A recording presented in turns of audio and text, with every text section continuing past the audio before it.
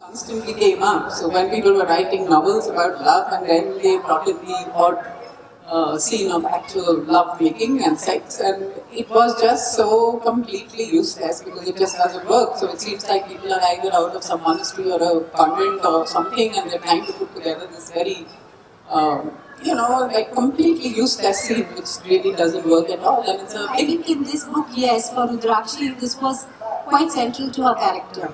Otherwise, I think in the very first book that I wrote almost 10 years back, Barefoot and Pregnant, I just had one so-called sex scene between two gay men, and I thought that was important only because the masks came off in the bed.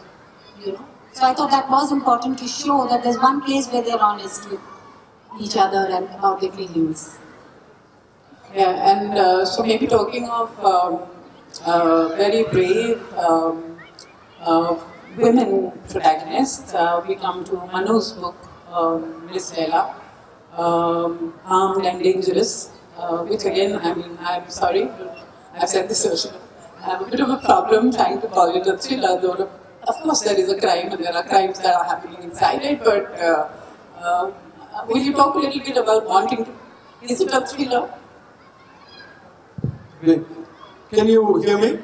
I'm just glad you didn't ask me about sex writing.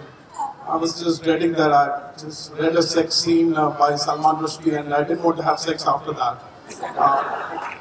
Most of sex writing, especially by men in what is called literary fiction, is I can assure the virgins among you, it's definitely not how sex is conducted. That is how literary fiction is conducted. And I should admit that I feel like a bit of a fraud on this panel because my books have never been classified as thriller. To begin with, someone pointed out they come in a hardback and they cost 500 rupees. And I am classified in something called literary fiction, which nobody knows what it means at all. And it is, I think every other genre says, no, this doesn't belong here. So you go somewhere else, and nobody could give it a name.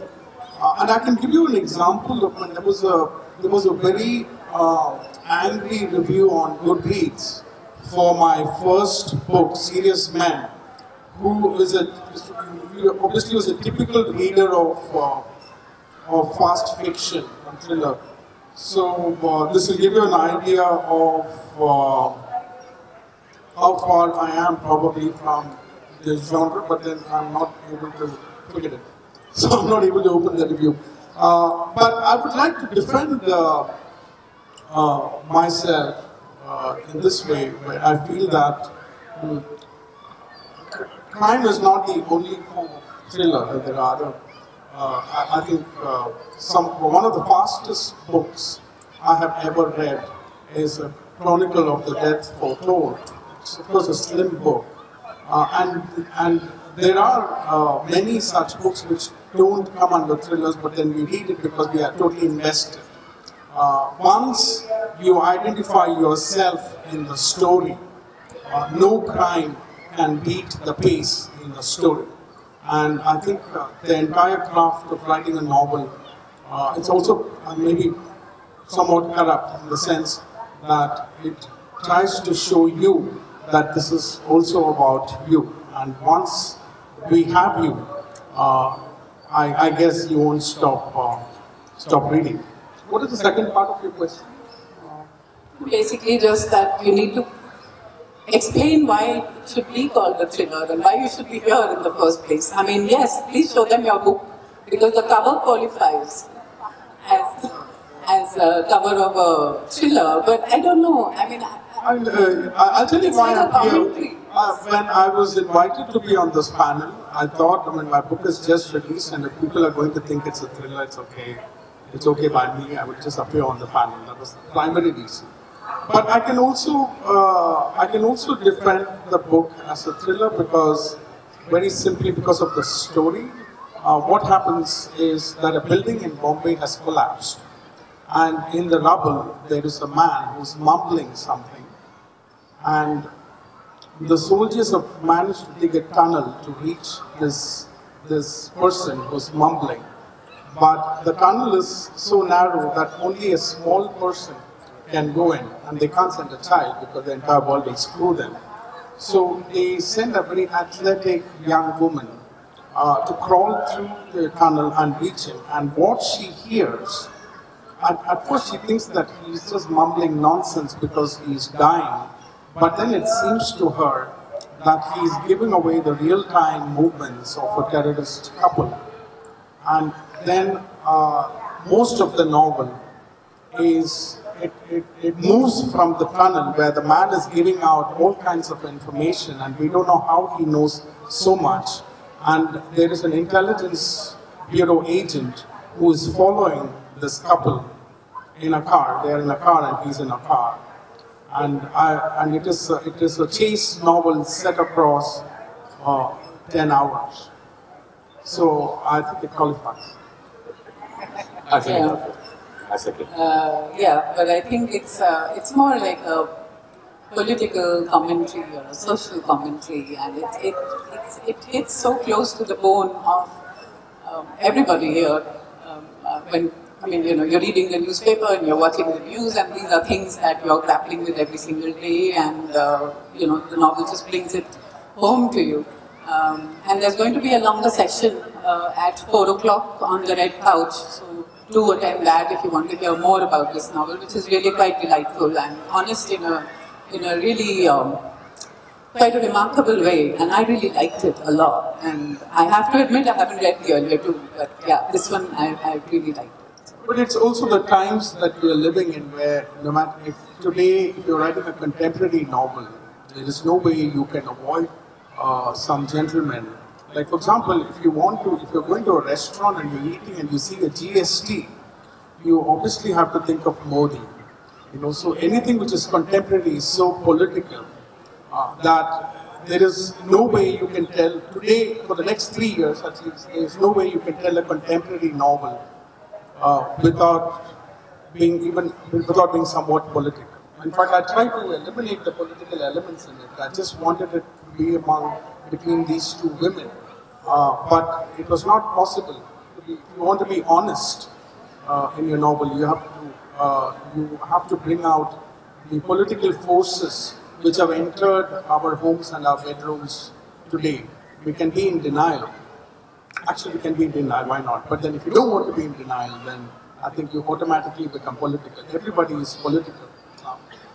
Yeah, it's probably not Miss Leila who's armed and dangerous, but the other woman, Akila, who's sort of armed and dangerous with the kind of pranks that she's playing. So, is she also speaking for you somewhere? I've been asked this question so many times that no, it is. She's not speaking for me. She's just someone I've always had inside my head, who I was extremely fond of. Because most of you may not be clear what we are talking about unless you've read the book. Akila Iyer is the girl who goes inside the tunnel. But the complexity here is that now she's the one who's coming out of the tunnel and telling the firemen what she has heard inside. But then they figure out that she is also a prankster. She's a very famous YouTube and online prankster, where what she does is, there are these men in our public life who have a moral compass, who are very good people. She goes and makes fun of them to expose the hypocrisies of the leadership of the good. So that's what she does. So in fact, one of my intentions was to see if others will follow up on Akila and actually execute these pranks. Because I love pranks. I rate pranks very highly. I rate pranks on the level of anthropology. In fact, I think literature is not anthropology. Literature is performance. There is a lot of space between the audience and the writer when there is some performance. It's a skill, it's a craft. It is great, but when writers say literature is anthropology, I'm not so sure. But a prankist, MTV Bakra, says a lot about human beings and different kinds of human beings than most other things can. So, it's also therefore, like you can see that all the three books that we have here and the three writers that we have here today actually bring in a lot more than just a crime novel or a murder which then is solved. I mean, even in your novel, there's this whole thing of the class divide, and I mean, the person that gets murdered and whether that case is ever going to get registered because she doesn't belong to the class which is privileged and the elites and so on. So you're also, you're making a point. You're also commenting on various other things that are happening in society. Yeah, I guess there's a bit of a twist that she doesn't get murdered. So, she doesn't get murdered. She gets raped, and there is this whole divide because she works in a household as a domestic worker's daughter, and therefore there is this whole problem of between the husband and wife because the doer, the rapist, is the husband's biggest client's son, and the husband is a lawyer.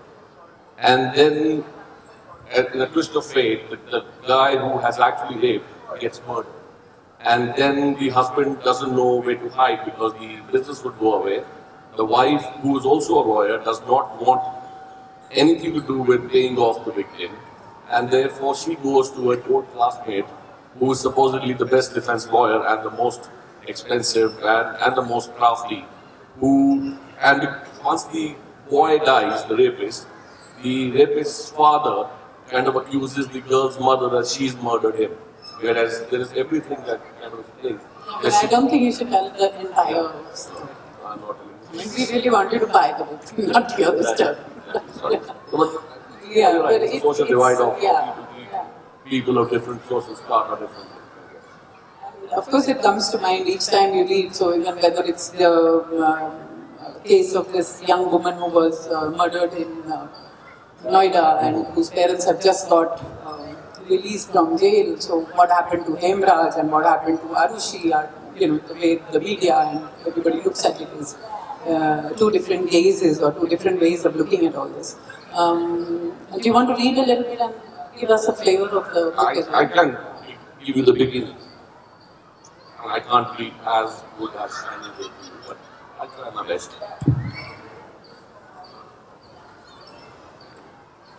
So this is how it starts. It starts with, he shouldn't have been there. Mahib Singh, who's the doer, shouldn't have been where he was that fateful afternoon. But he was. He was 18, spoiled rotten by his parents, particularly by his doting mother Jaya. Not that his father Maninder Singh ever really, truly endeavoured to stop his wife from indulging the male heir, born after 3 daughters. Daughters were supposed to be reined in, their freedoms curtailed. But a son should be exempt from any and all discipline. Maninder Singh always believed this. The immunity from his parents, coupled with the unaccounted wealth accumulated from equally unmentionable sources by his father, though envied by his friends, made him like an allegedly impermeable Titanic racing towards the iceberg. It also talks about how parents play a part in influencing their kids, in spoiling their kids, or imbibing good qualities in their kids. That is another part of the story that would come across as his own classmate, how good she is brought up, and they're not as rich, but this guy is rich and therefore spoiled rotten by his father. Yeah, so I mean that's leading into Shinie's book and that territory of parenthood and love and what a home is made of, and your novel, which is also sort of very psychological kind of reading of these two young girls, the one who is adopted and the one who is the natural born child, but yet has kind of cruel indifference that she faces from her parents. So I think there was a line there that said that I had a happy childhood, but I was not a happy child. But I don't think she could have had a happy childhood because everything that you write does not. But she had all the parameters. She had an ayah, she had, pinched her all the time. And the reality.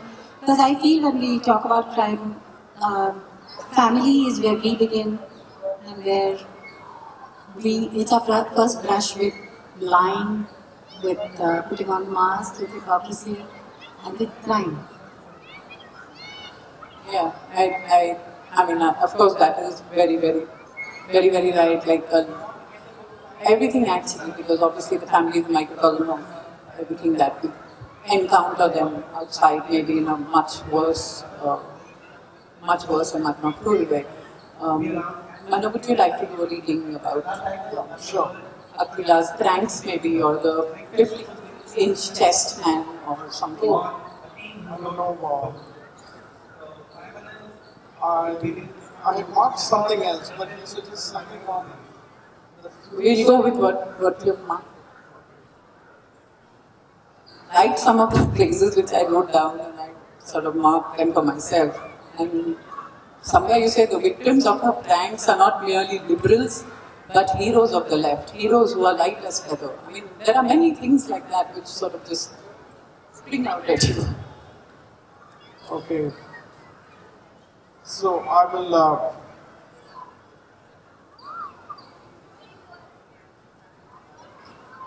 Okay, maybe I'll read a prank. I'll just change track and read one of Aquila's pranks.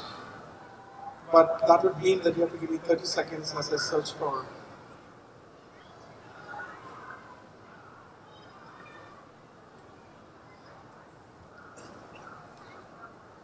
Can you look somewhere else? It's kind of.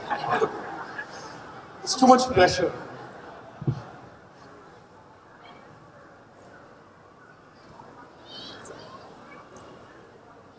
I'm sorry? Yes, you want me to read that? Okay. So, it's something which will offend all the men, which is okay. Because this prank, Aquila also makes short films. And this prank is called How Feminist Men Have Sex. The chapter, I'll just keep cutting and I'll try to narrate some of the things instead of reading every line. So Aquila Iyer is this person, as we already know, is this person who films her pranks too. And we know about Aquila Iyer's pranks only because of a very old Hindu ideologue who is watching her videos very carefully and analyzing her. And trying to figure out what she, and we know about her pranks only through this old man. He in fact says real couples are a demographic that exists only in pornography. Some of you who watch porn, which is half this audience, would know that there is a separate category called real couples. And they exist only in pornography. Their amateur home sex videos remind the world that unattractive people do have sex. Ideally, the fact should not need reminding, but in public imagination, including the imagination of Professor White, who is shaving at the moment, fornicating strangers are usually beautiful people. So he's saying this to build the argument that it is the prank which is a more accurate reflection of the society and not anything else which is farcical.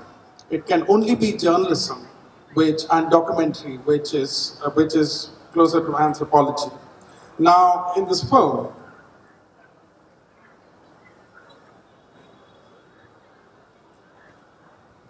Miss Iyer's short film, How Feminist Men Have Sex, opens with the girl walking down a corridor of a hotel. The camera trails her, as it often does in her films. She's in a white shirt and red pants, which surely have a more specific description, and comfortable blue shoes. She stops at a shut door and turns towards the camera, and she says, "We are about to meet a top political economist. He even knows what that means. He's from Delhi. As you know, he's also a columnist, television commentator, and a man with a moral compass," she says with a deadpan face. Now, this is not the deadpan of a comedian whose seriousness is a part of the act and a foreboding of an approaching joke. The deadpan of Miss Iyer is not frivolous. Then she introduces why she is there. So this man, who's called Gautam Rajan, he's all that which you just heard. He had written an article which argues that all Indian men should be feminists. And that has gone viral. And she wants to talk to him about that. And he opens the door. He's a very elegant kind of a man with a lot of hair. Rajan is highly articulate, verbally articulate. No, sorry, before that I need to describe who Rajan is. Gautam Rajan is of a type, high caste, socialist, bearded, alumnus of an American college, champion of equality, beneficiary of inequality, allergic to capitalism, large dams, and nationalism. He is called Damodar by a fascist. He probably meant it in a bad way. Rajan is highly articulate, verbally articulate, a quality that people do not see as charlatan. But the fact is, life is complex and mysterious. History is unreliable. All philosophy is ambiguous. Almost nothing is fully known or understood. Can an honest mind ever be articulate? So Rajan is not aware that he's obviously being recorded. At some point he says, okay, let's start. So, even as they are talking, he keeps getting a lot of calls. But anyway, I'll skip all that. Start, he says with a sideways glance at the camera. Yes, Mr. Rajan. Please call me Gats. Call you what? Gats. His phone rings. I'll skip that part.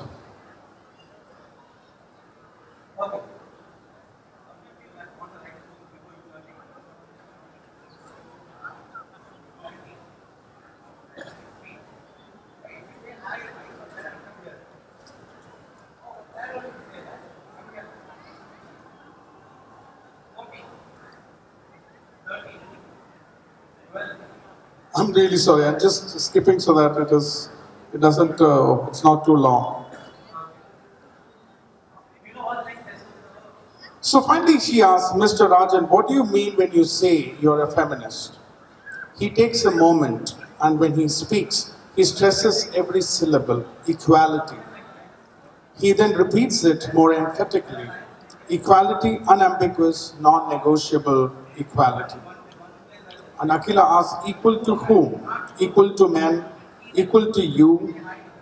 I'm sorry, but there must be more to a woman's life. Rajan tries to achieve a graceful nod. Equality and respect, he says.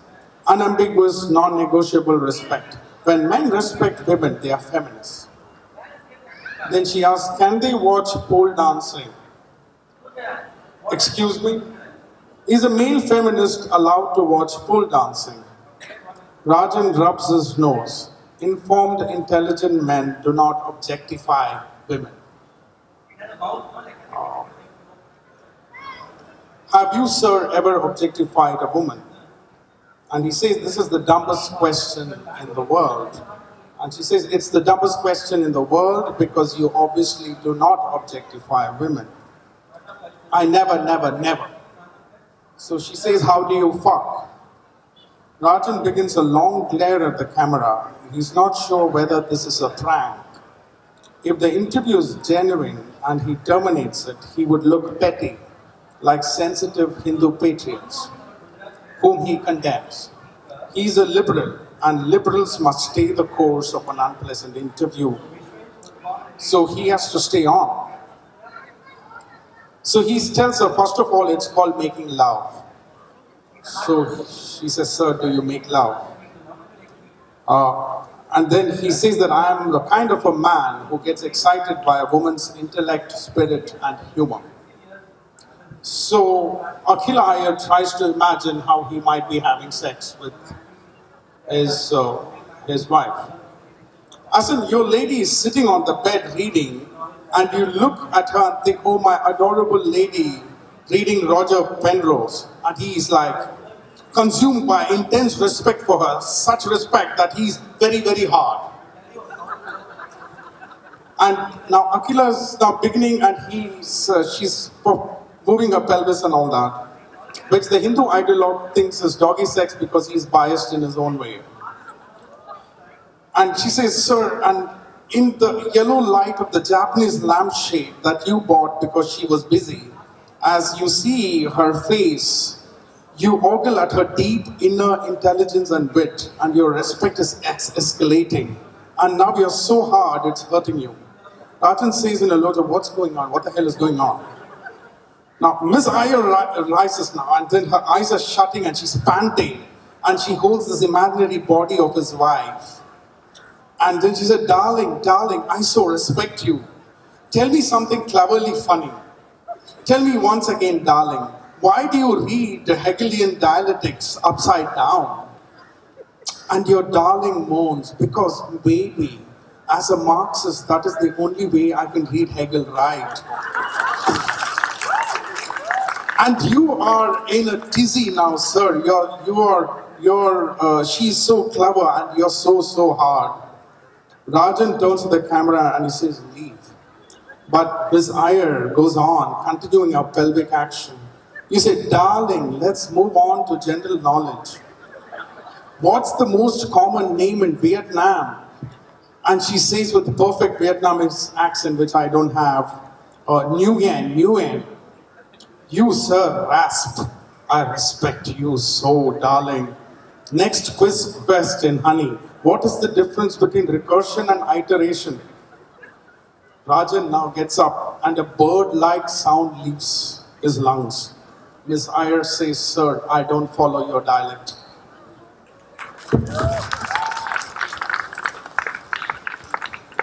Thank you. Yeah.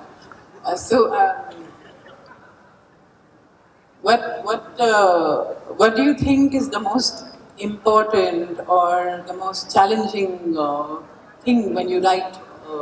I mean, yes, write a thriller or write a novel. What for you is the most challenging? I mean, maybe each of you could take that. Start with Shinie. Yeah, I mean, there's somewhere where you, Shinie, say something about words empower and emasculate, and anyway, I find your words are really very, very beautiful, poetic. And so, what would you say? What is the biggest challenge when you start writing, and what attracts you in your own writing? Okay. I feel I have the most commonplace fear that what I'm writing should not be something that's obvious or something that you've read before.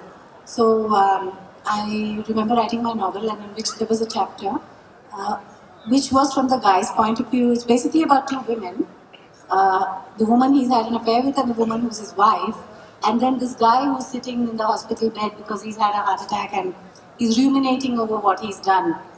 So I wrote this whole huge verbose chapter about how he's giving explanation, what he's thinking and everything. And then, I would read that and it didn't resonate because it just sounded like so many things that have been said before in Hindi movies or in other books and everything. So then I brought it down to half its size. I brought it down to one page and I still wasn't very happy.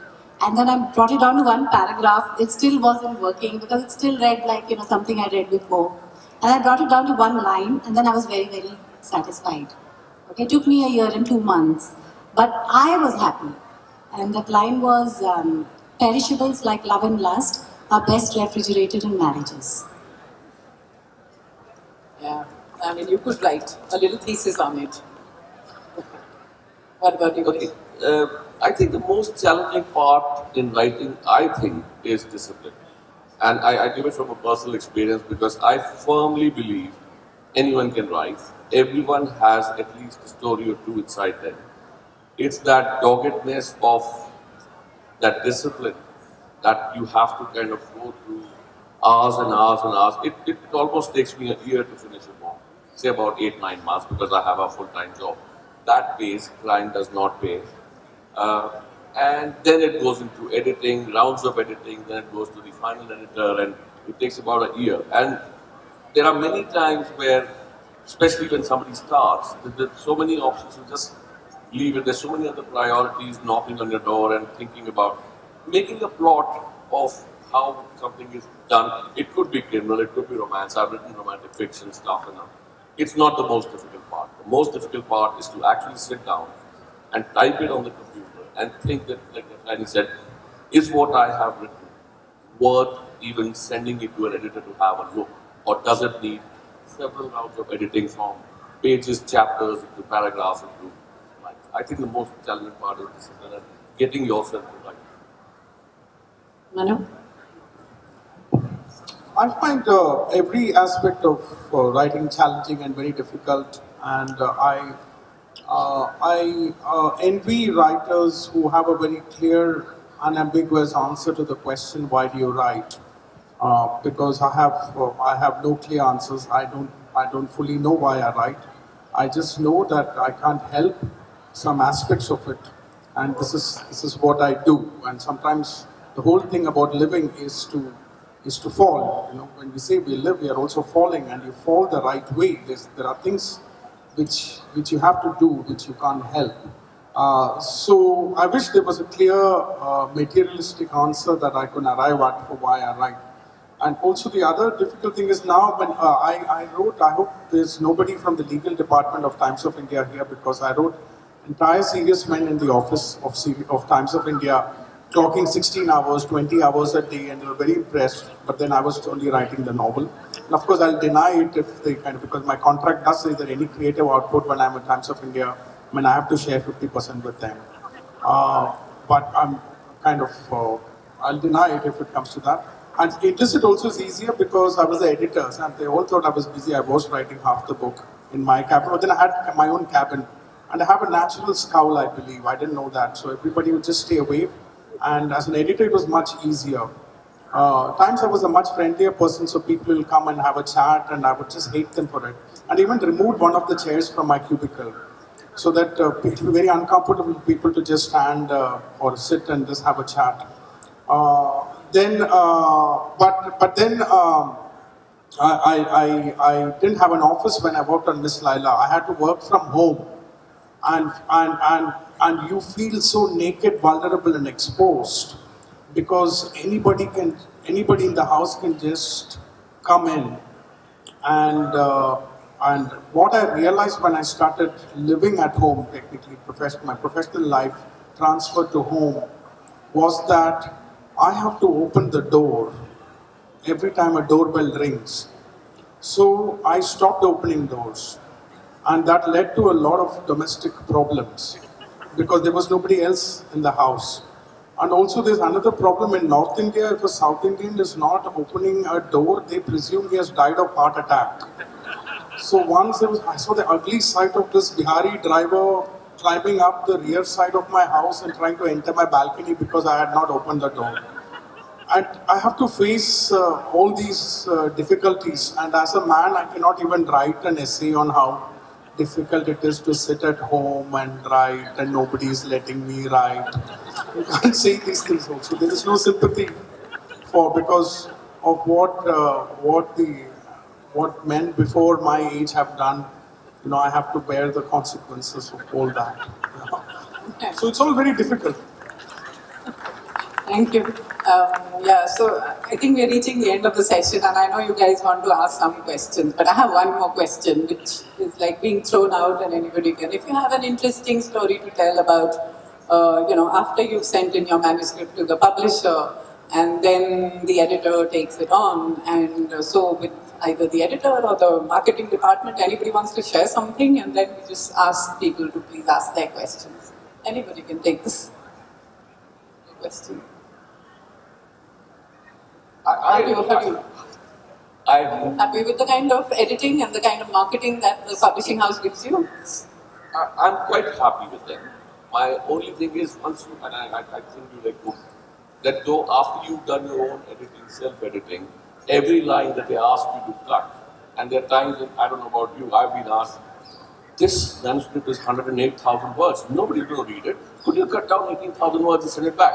18,000 words. I think a lifetime to write those 18,000 words, and they just want these things chopped up before they even start editing. So I guess that's life. Yeah. Okay. I don't know, maybe I write too much. So any questions from the audience?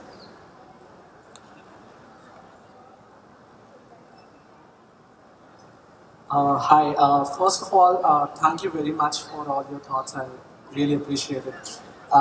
What I wanted to ask was, when you're writing, say this is about crime, right? So when you're writing about a culturally sensitive crime related topic, say about a rape, and rape is something that has become a really widely reported issue and many notable incidents. So what kind of a social responsibility do you feel when you sit down and you're writing about something like that, in terms of what's going out and how people are going to react to it?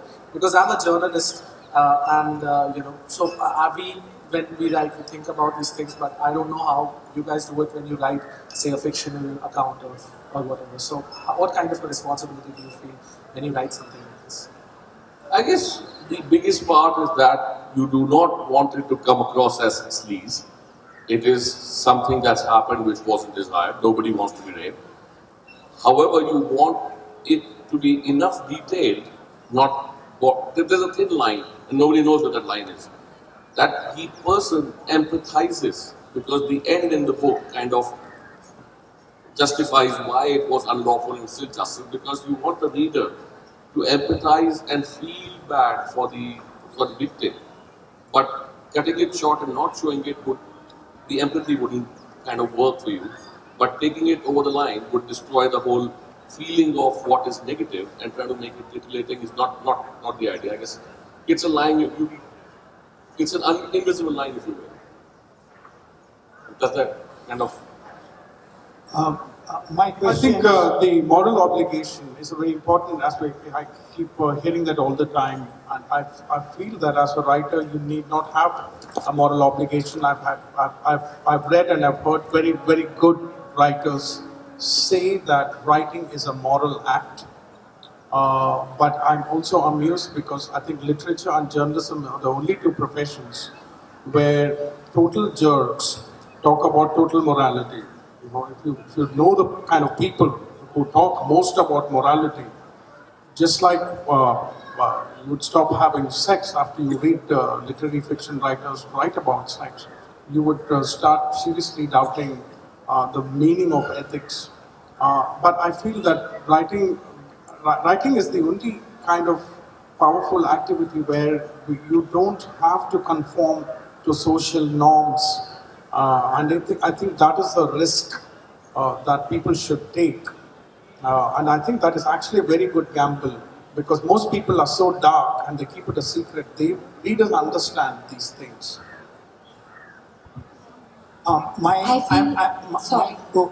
Answering questions? Okay. Yeah, I just wanted to add to something he said. I feel in fiction that's true, because you are putting yourself in anyone's shoes, good, bad, ugly, whatever. But when I write non-fiction, I feel I do have a point of view. I do feel something is black, something is white. So, but I like to write it from the other side. I do put again myself in the shoes of, say, the molester, and the kind of hard work he has to put into molest a woman, because if she's coming from the opposite side and he's coming from this side, his elbow has to be very mathematically coming up at the right time to brush against her. I mean, if he comes up 1 second early, it's just empty air, So when you write something like that, it's like you're pretending to be on one side, but you are able to write from the other side. My question is to Shinie regarding that one sentence which from your book. I had a happy childhood, but I was not a happy child. And apparently, it's an oxymoron in one sense, but in another sense, perhaps I thought it was a beautiful line which is artistic, which perhaps where one describes in one part of happiness as joy and the other part of happiness as pleasure. Now, how does a writer feel when actually good sentences which have far more ramifications are written, and the editor often chops it off or doesn't value it the same way? Have you had any such experiences in your writing, all three of you? I've been told the opposite. I've been always asked to pad up the story, to write more, and I have to argue, because I feel it's better to undersay and not, because the reader is most of the time so much more intelligent than you are, that you can't talk down anyway. So I've always had the other problem where I'm told, please add something here because these two paragraphs are beautiful, but they don't make sense because there's no middle connecting paragraph. No, not just the adding or subtracting from it, but the changing of what you think is actually beautiful, but perhaps the beauty is not seen by the editor. Okay, in this novel, have you had that? Yeah, I've had. In this particular novella, my last line was something that connects with the first line. And I was very happy with the last line, and I was willing to let it end there. But the editor felt that that didn't make any sense, and I had to write about what happened after that. And I did have to fight tooth and nail, and then I wrote a paragraph which was like the second last paragraph, so that I still could retain the ending that I wanted. Yeah, but like from the editor's point of view, often I think they have to be the reader. So it's a novel which has actually come out of their heads and already gone outside. So you have to actually be able to see it as a perceptive reader and how the reader would react. And often, maybe therefore they suggest connections or stuff like that. I guess kind of thing that you're saying. Yeah. You have a point of view because your own writing is like your own child. You never find a fault with it. It's the best thing that you've done. But you know what the story is, the ending and stuff. You do not want it to change totally from after what you've done. But that is what a professional editing is. Because you have an expert and you then try to tell an expert how they should do the job. I agree to editors most of the time. Sometimes I actually put my foot down because I think a particular thing is absolutely required. So should we do one more question and then wrap it up? Hi, nice panel, and I just have a question for all three of you. Do you ever write have you ever written with the purpose of, or with the hope of seeing your work being made into a movie?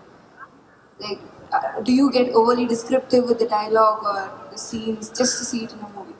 No, I think it wouldn't work that. Obviously, I would want all my books to convert into films and the money's coming on and on.